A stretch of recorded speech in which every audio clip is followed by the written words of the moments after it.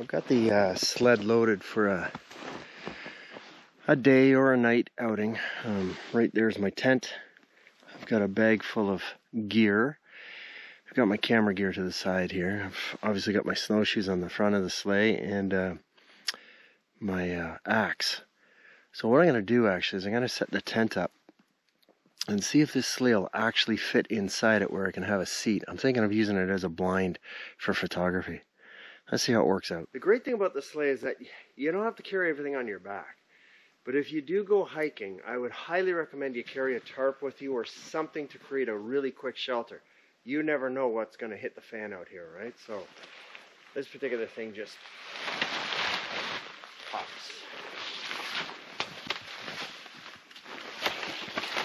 So as you can see, my little sleigh that I built fits perfectly inside this pop-up blind.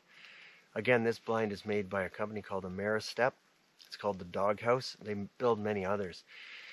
I would highly recommend that you carry something like this with you when you're winter hiking, simply because it gets you out of the elements really fast. I mean, there's no setup time. It's pop in, you're done. Getting out of the elements is key, right? Because if it starts to rain, which I think it might soon, it'll be like a freezing rain, and that stuff will go right through you. You'll see a bunch of stuff on YouTube where people build snow caves, snow trenches, quinzees, which are snow domes that you dig into and you sleep in. I taught outdoor survival for 35 years, and I can promise you those things will kill you. How is it they're going to kill you? It's not the unit itself. It's the sweat. When you're working like that and you're piling up that much snow or digging into it, just shovel your driveway. That'll tell you how much you're going to sweat. If you sweat out here, you're dead. Hypothermia is going to stalk you. It will kill you. It'll do it because you cannot dry off. So a much preferred method is to figure out a different type of shelter, which you can find many examples of on YouTube.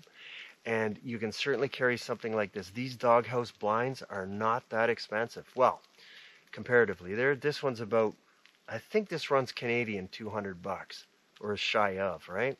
Well worth it. I've had this for, oh my God, I bet you I've had this blind for, 10 years easy, if not longer. And it's still functional. The beautiful thing about it is it just gets you out of all the mess that you could find yourself into, right? Okay, so when you're hiking, you should carry with you certain provisions. I've got some in the bag, and I'll show you what I carry with me.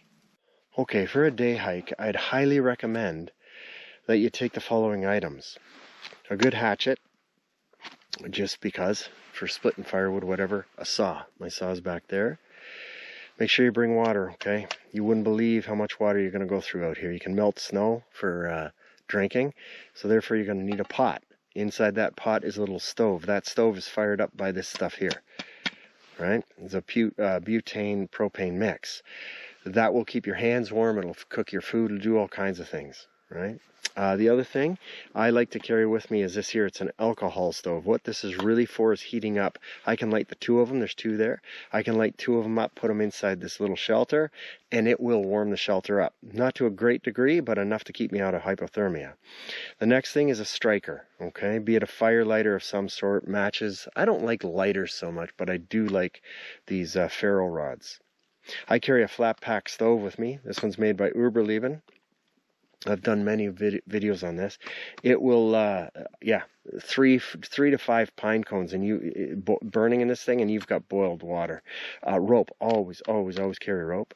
A good knife, and always carry a flashlight. Okay, I'm sorry, a flashlight here, and carry your first aid kit. Compass. Don't leave a compass at home. Don't do it. Don't trust your phone. I mean, you know what? It's cold out.